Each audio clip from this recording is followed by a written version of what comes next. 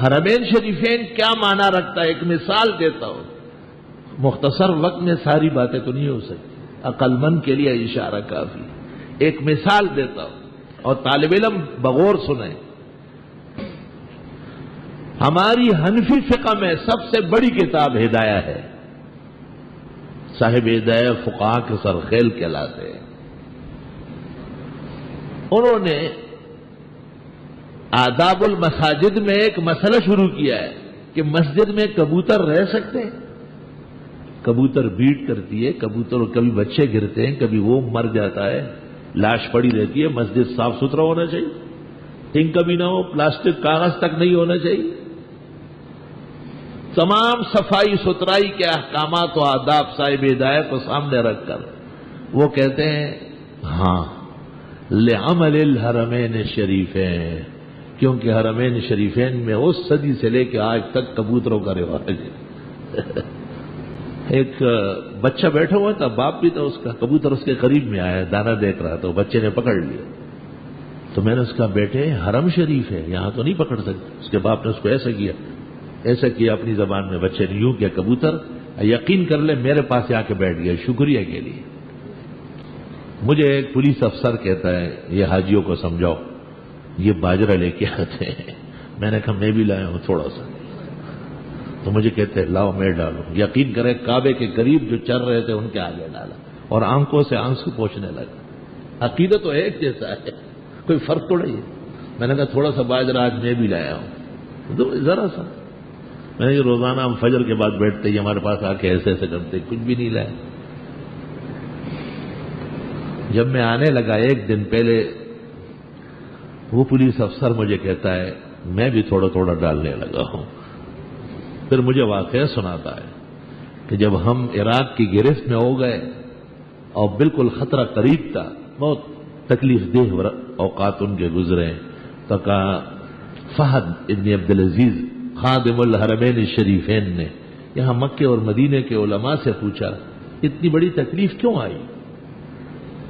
انہوں نے بہت سارے وجوہات ذکر کیے، لیکن ایک وجہ یہ بتائی کہ اس صدی سے لے کر آج تک حرم کے آس پاس کبوتر رہتے تھے، آپ نے حکم دے دیا کہ یہ باہر نکالے۔ تو کہتے ہیں آدھا دن گزرا تھا اور آدھا دن باقی تھا کہ حکم دیا گیا کہ چاروں طرف باجرہ پھینکو اور کبوتروں کو آنے دو، خبردار کہ کسی نے روک لیا۔ تو حرمین شریفین کا عمل حجت عمل ہے۔ یہ جو یہاں ٹانگیں بہت کھولتے ہیں اور ہاتھ ادھر رکھتے ہیں، لوگوں کو کہتے ہیں کیا مال الحدیث ہے، یہ قریب میں ایسے کھڑے تھے۔ میں نے کہا تیری کوئی چیز ہے یہاں؟ پاکستان میں لوگوں کو گمراہ کرتے ہو، یہ ہم حرم والے ہیں، ہم والے ہیں، بس سب کچھ حرم والے ہیں۔ جنازہ ہونے والا ہے، کہاں جاؤ گے؟ 4 تکبیریں اور آہستہ جنازہ ہوتا ہے۔ آپ تو پنجابی اردو سب کچھ بلند آواز، لاؤڈ اسپیکر بھی کم پڑ جاتا ہے۔ میں نے کہا آپ کے لوگ ننگے سر ہوتے، لوگ کہتے یہ سنت ہے، کوئی امام، کوئی مؤذن، کوئی مدرس کعبے کا ہر ننگا سر دکھا دے مجھے۔ فلعنۃ اللہ علی الکاذبین، وہ اس طرح جھوٹ بولتے ہو، یہ اس طرح جھوٹ بولتے۔ حضرت عمر کے بیٹے عبداللہ ابن عمر، جن کو شیخ الصحابہ کہتے ہیں، محدثین، بڑے پیارے نوجوان عمر سے بہت ہی زیادہ متبع سنت ہے۔ آپ اس کا اندازہ لگا لیں ذرا کتنا مشکل کام ہے۔ رسول کریم صلی اللہ علیہ وسلم جو مکے سے مدینہ آئے یا مدینے سے پھر مکہ تشریف لائے، اور آپ نے جہاں فجر راستے میں پڑھی، جہاں ظہر پڑھی، جہاں عصر اور مغرب و عشاء پڑھی، آپ نے وہاں نشان رکھے تھے، اور سفر ایسا کرتے تھے کہ وہ نمازیں ادھر ہی آ جائے۔ امام مجاہد ان کے خاص شاگرد ہیں۔ امام مجاہد نے ان سے پوچھا آپ نبی کے ساتھ زیادہ دیر تک نہیں رہے؟ کہا ہم تو پیدا ہی اسلام میں ہوئے، میرے ابا جان تو ابتدائی لوگوں میں سے۔ حضرت عمر کا نمبر اسلام لانے والوں میں 50واں ہے، 49 آدمی آپ سے پہلے مشرف با اسلام۔ کہا حدیثیں زیادہ نہیں سناتے ہو؟ فرمایا ڈر لگتا ہے کہ ایسا نہ ہو کہ غلط بات نبی کی طرف نکلے۔ تو اب حضرت امام مجاہد ابن جبر کہتے ایک بات میں نے پوچھی اور اس پر حدیث سنائی، میں یہ نہ پوچھتا تو یہ 400 میل کا سفر آنا جانا خاموشی سے گزرتا۔ یہ تقوی و احتیاط دے گا۔ یہ عبداللہ ابن عمر بما شاگردوں کے ایک مسجد میں پہنچ گئے، وہاں اذان ختم ہوئی، ان حضرات کا خیال تھا کہ اب جماعت ہوگی ہم بھی شریک ہو جائیں گے۔ آج لوگ ہم سے پوچھتے ہیں بدعتی کے پیچھے نماز ہوتی ہے؟ نہیں، میں کہتا ہوں تجھ جیسے بے غیرت کی ہر جگہ ہو جائے گی۔ تجھ میں ایمان کی غیرت ہوتی تو یہ سوال بھی نہ پیدا کرتے۔ بدعتی کا مطلب کیا ہے؟ دشمن خدا و رسول۔ تو خدا کے دشمن اور رسول کے دشمن کے پیچھے آپ اقتدا کرتے ہیں۔ یہ صحابہ ہے، ان کے سامنے دین بنا ہے، اسلام آیا ہے، قرآن نازل ہوا ہے، اور انہوں نے پیغمبر کے لیے زندگی بھر خون دیا ہے، جانیں کٹوائی ہے۔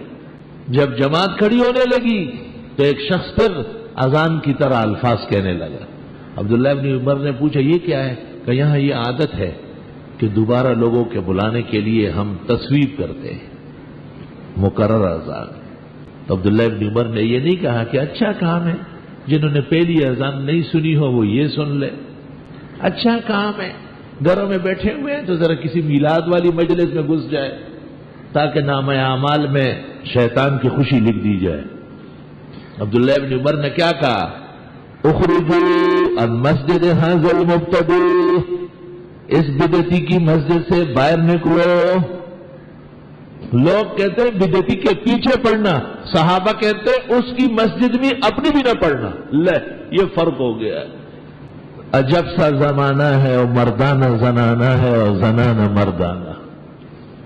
یہ عمر کا بیٹا ہے، یہ شیخ الصحابہ ہے، اور ان کی موجودگی میں دین اسلام پروان چڑھ رہا ہے، عرب و عجم میں، شرق اور غرب میں پہنچ رہا ہے۔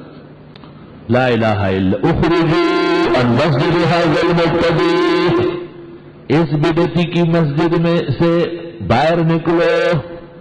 اور ان جماعت میں سے ایک فرد نے بھی وہاں نماز نہیں پڑھی، کیونکہ جہاں بدعت ہوتی ہے وہاں خدائی قہر نازل ہوتا ہے، غضب آتا ہے۔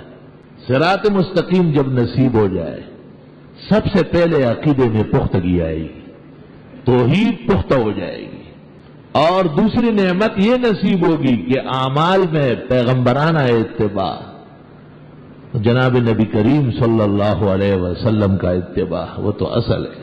وَمَا أَرْسَلْنَا مِن رَّسُولٍ إِلَّا لِيُطَاعَ بِإِذْنِ اللَّهِ، اللہ کا حکم یہ ہے کہ پیغمبر کا اتباع ہو۔ اور پیغمبر کس چیز کا اتباع کرتے؟ ان اتبع الا ما یوحى الی، میں خالص وحی کی پابندی کرتا ہوں۔ تو گویا پیغمبرانہ نظام حیات، اعمال ہو یا عقائد، خوشی کے پروگرام ہو یا غم کے، انفرادی ہو یا اجتماعی، مردوں کے مسائل ہو یا خواتین کے، وہ اللہ تعالیٰ کی وحی کے سے مقتبس ہے۔ السلام علیکم۔ جی دوستو، آپ نے دیکھا اور سنا شیخ مفتی ظہور علی خان رحمۃ اللہ علیہ کو کہ شیخ مفتی ظہور علی خان رحمۃ اللہ علیہ کیا بیان فرما رہے تھے۔